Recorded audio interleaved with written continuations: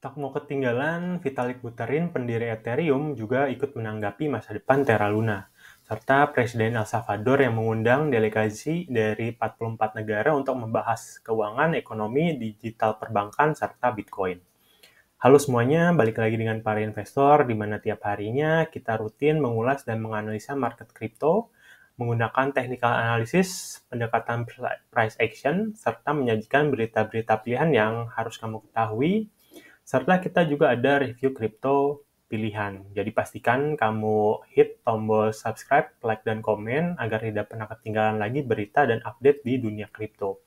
Jangan lupa juga untuk join Telegram yang kami sudah sertakan linknya di deskripsi agar kita bisa diskusi bareng seputar kripto. Untuk yang baru nonton video ini, perkenalkan kami para investor, partner kalian dalam berinvestasi.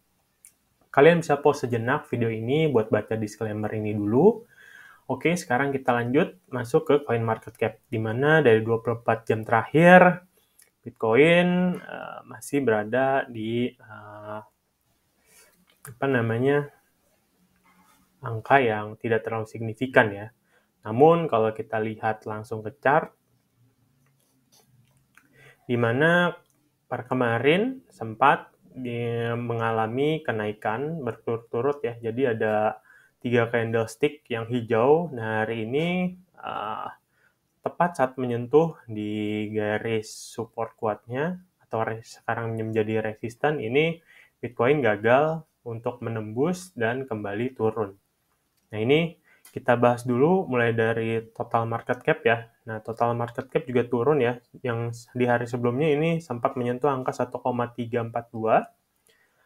Hari ini turun menjadi 1,275 saat video ini dibuat ya. Kita bisa masuk ke USDT dominance, di mana USDT dominance ini berlawanan arah dari Bitcoin, di mana saat Bitcoin naik, USDT dominance turun, dan hari ini memang USDT dominance sedang naik ya. Jadi itu kenapa mostly Bitcoin dan altcoin turun. Kita juga bisa lihat di XY, indeks pun 2 hari terakhir ya, sudah terlihat ada penurunan dari yang tadinya sekitar 104, 105, sekarang ada di 104. Kita masuk ke chart Bitcoin lebih dalam lagi di time frame 4 jam. Nah, di mana memang penembusan dari resistennya ini tidak didukung dengan volume ya. Volumenya memang kurang untuk menembus. Makanya ini menyentuh area confluence yang lumayan tinggi ya, yaitu menyentuh area EMA dan menyentuh area resisten. Makanya ini kalau dibuat trading plan ini lumayan bagus ya untuk ke bawah. Cuman saat ini kita tidak mengusulkan untuk trading karena memang marketnya ini masih bisa sangat fluktuatif ya. Jadi lebih aman untuk sekarang kita masih menunggu market seperti apa.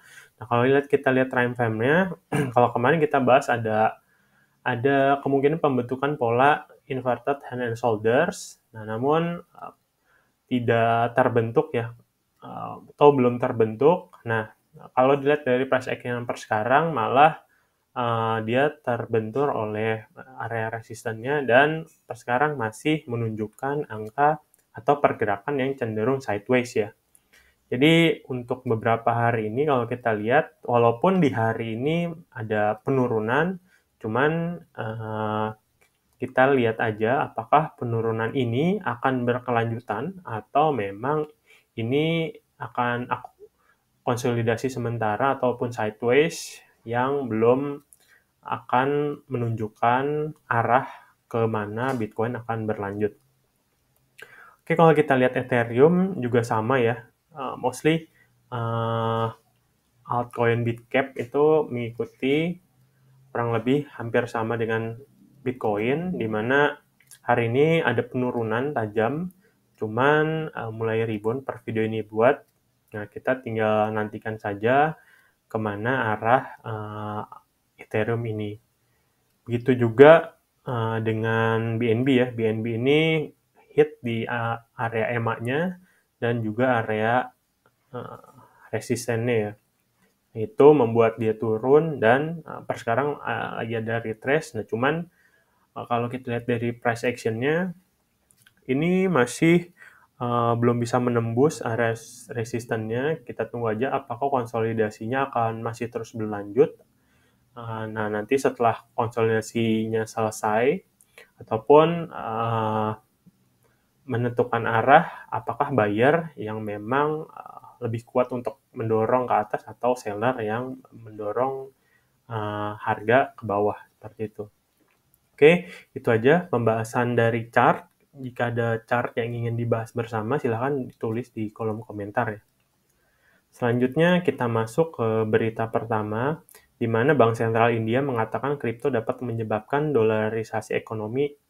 Nah, jadi pejabat di sana ya, RBI mengatakan kripto dapat merusak kapasitas bank sentral untuk mengatur aliran dana ya. Jadi ada beberapa orang yang khawatir karena memang pairnya kalau di kripto kan banyaknya dolar ya. Nah, jadi ada pejabat tinggi bank sentral itu takut kalau misalnya malah terjadi dolarisasi di India ya, seperti itu. Jadi itu ketakutan di pejabat sentral di India.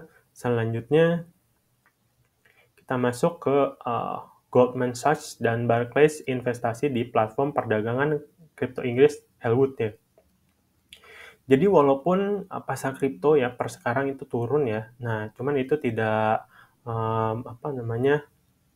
nutup investasi ya dari Goldman Sachs dan si Barclays ini untuk investasi di Elwood. Kenapa? Karena memang dilihat dari permintaan di Inggris sendiri yang memang meningkat ya. Terlebih lagi kalau kalian nonton video sebelumnya, itu memang Ratu Inggris pun sudah memberikan sedikit lampu hijau untuk kripto di negara Inggris. Nah, ini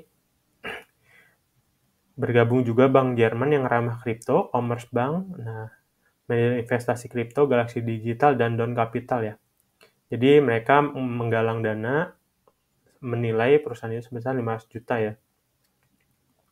Nah, ini juga kata-kata CEO-nya Elwood sendiri, di mana memang penggalangan dana ini adalah validasi lain dari umur panjang kripto. Jadi memang kalau kita long term itu masih bullish ya, karena memang sekarang banyak berita miring dan memang sentimen terhadap ekonomi juga sedang turun. Jadi kita kalau melihat big picture di para investor besar itu masih melihat jangka panjang yang memang menurut mereka kripto masih bullish, makanya mereka berani melakukan investasi karena memang pasarnya di Inggris pun meningkat ya, seperti itu. Selanjutnya kita ke berita selanjutnya di mana Shiba ini terpantau ada 15.000 address user baru ya. Nah, itu walaupun harganya sudah turun 30%-an ya. Nah, ini kalau kita lihat nih address Shiba ini meningkat ya. Nah, jadi memang walaupun market sedang turun, nah ini terlihat balik lagi ke Shiba karena memang dulu dianggap koin meme, namun sekarang memang sudah mengeluarkan banyak utility. Nah, itu membuat orang-orang yang melihat Shiba mempunyai potensi itu tetap beraktivitas di Shiba ini ya. Gitu. Selanjutnya, Square Enix berencana untuk mengeluarkan token dan berinvestasi besar-besaran dalam game Web3 ya. Nah, kalau kalian yang belum tahu, Square Game Enix ini raksasa game ya. Dia asal Jepang dan dia salah satu yang memegang properti intelektual Final Fantasy ya, dan juga franchise Tomb Raider. Jadi lumayan aset yang dikelola sekitar 3M, dan mereka ini memang berencana untuk masuk ke dunia game Web3 dengan menggandeng firma modal venture Metaverse Animoca Brand untuk mengeksplorasi opsi di ruang game blockchain. Kerjasama antar kedua perusahaan ini diharapkan akan tumbuh dan seiring dengan perkembangannya SE lebih jauh ke dalam ekosistem ya. Jadi memang Web3, game blockchain itu ke depannya baru mulai ya, kita baru fase mulai dan ke depannya bakal amat sangat bullish lagi ya terkait Web3 dan game blockchain gitu. Makanya si Square Enix ini melihat potensi tersebut dan melakukan investasi. Selanjutnya ini ya, pendiri Tron, si Justin Sun ini membicarakan stable algoritma baru walaupun Luna crash ya. Jadi Justin Sun ini masih percaya dengan stablecoin algoritmik karena memang dia juga baru membuat stablecoin algoritmik USDT Tron. Dia juga berpendapat bahwa Luna tidak bisa dijadikan patokan ya kalau algoritmik itu tidak baik atau tidak bisa dipakai ya, karena dia masih percaya pada stablecoin algoritmik. Kegagalan Luna bukan karena stablecoin algoritmik tidak dapat dijalankan atau tidak dapat dilakukan. Jadi dia tidak menyalahkan algoritma hanya karena Luna gagal ya. Si Sun juga mengatakan bahwa kalau di USD ini dia membuat cadangan Tron DAO yang akan menahan TRX dan BTC ya, untuk menjaminkan stablecoin terdesentralisasi mereka ya. Jadi si USSD ini bisa menahan dengan menggunakan TRX dan Bitcoin. Bersama itu juga ada 10 billion dolar dalam bentuk stablecoin lainnya ya, seperti USDT, USDC, BUSD, DAI, dan TUSD ya, dalam white paper-nya. Jadi stablecoin-nya dia itu akan mempertahankan paging-nya dengan mengkonversi satu USSD ke satu TRX atau membakar satu TRX untuk membuat satu USSD ya. Jadi si Justin ini lebih percaya dengan inovasinya di USSD karena memang di backup oleh stablecoin lainnya ya, kalau kita lihat di sini. Nah ini berita lainnya, Nayib Bukele ya mengatakan 44 negara akan bertemu di El Salvador untuk membahas Bitcoin. Nah ini dikutip dari Twitternya ya. Besok 32 bank sentral dan 12 otorisasi keuangan 44 negara akan bertemu di El Salvador untuk membahas inklusi keuangan ekonomi digital perbankan yang tidak memiliki rekening bank, peluncuran Bitcoin dan pemanfaatannya di negara kita. Jadi bank sentral dan otorisasi yang diundang itu berasal dari negara berkembang ya, seperti contohnya Nigeria, Mesir, Nepal, Pakistan, Bangladesh, Kenya, Uganda, Rwanda, Paraguay, Angola, Guyana, Madagaskar. Nah, sebenarnya belum jelas negara-negara ini bertemu eksplisit untuk membahas Bitcoin, apa ada agenda lengkapnya karena belum dipaparkan. Cuman si akun Twitter Bitcoin Beach ini mengkonfirmasi ya, karena ada beberapa negara yang memang terbang ke El Salvador. Jadi kita tinggal tunggu aja apakah sebenarnya yang akan diagendakan di El Salvador ini. Yang pasti karena si presidennya bullish terhadap Bitcoin, mungkin pembahasannya tentang ya tadi ya, tentang finance, Bitcoin, dan penggunaannya.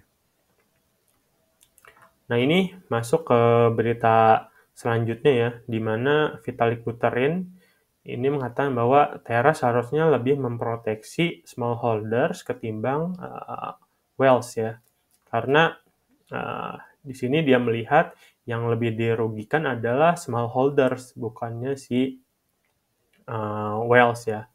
Jadi kalau kalian tahu ya, USD ini kan digadang-gadang memiliki kestabilan ya oleh influencer dan memiliki APY dari staking itu tinggi ya. Nah, oleh karena itu banyak orang yang staking USD dan akhirnya dia terperangkap dengan ada kelongsoran Luna. Nah, harusnya menurut si Vitalik Buterin itu komunitas maupun CEO Terra Luna ini lebih condong ke arah holder-holder daripada pemain besar ya, seperti itu.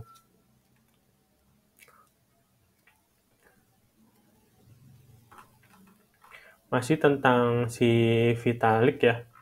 Si Vitalik juga apa namanya uh,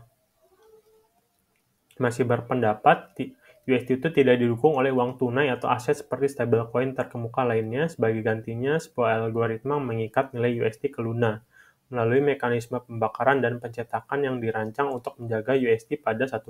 Mekanisme ini runtuh minggu lalu, memusnahkan USD dan Luna, dan bersama mereka bernilai 40 miliar ya.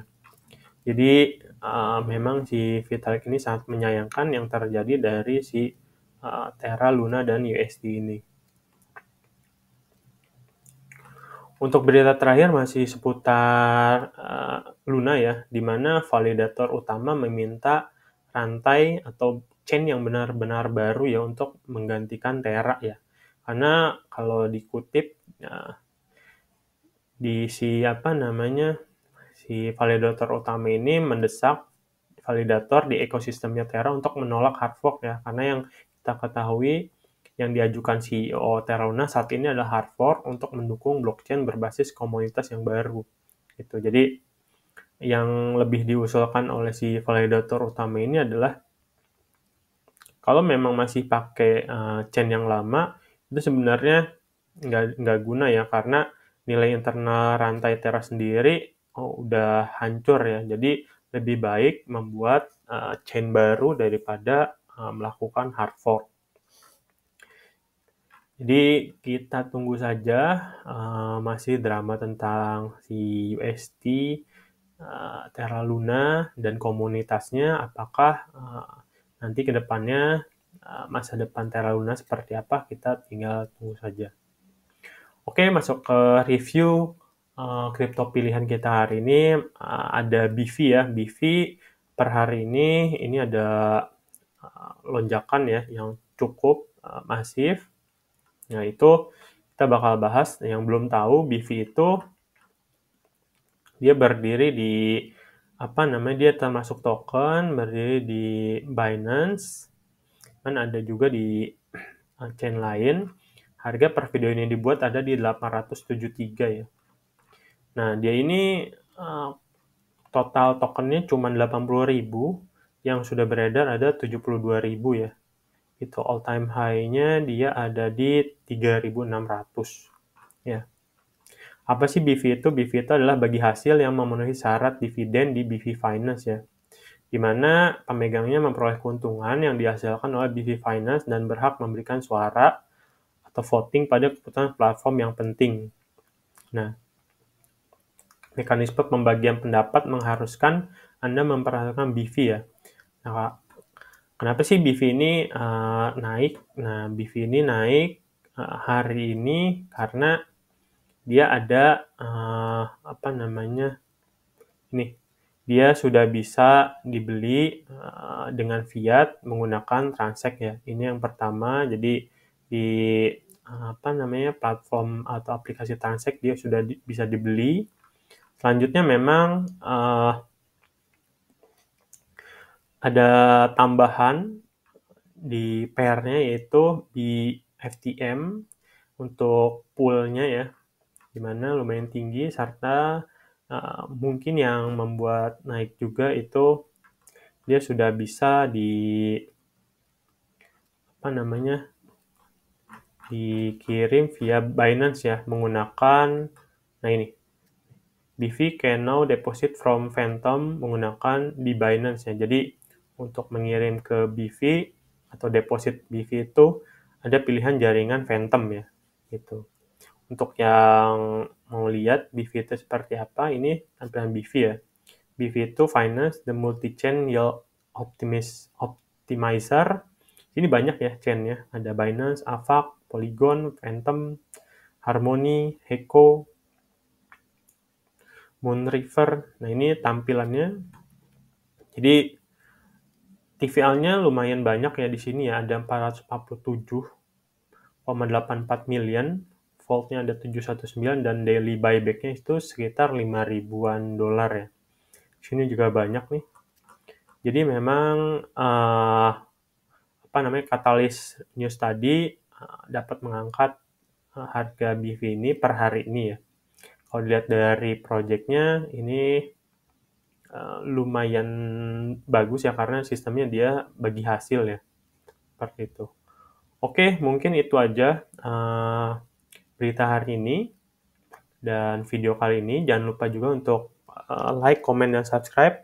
Dan kalau ada token ataupun koin yang ingin kita bahas bersama, silahkan tulis di kolom komentar. Jangan lupa juga join Telegram yang sudah kami sertakan linknya di deskripsi. Terima kasih banyak udah nonton video ini. Thank you semuanya.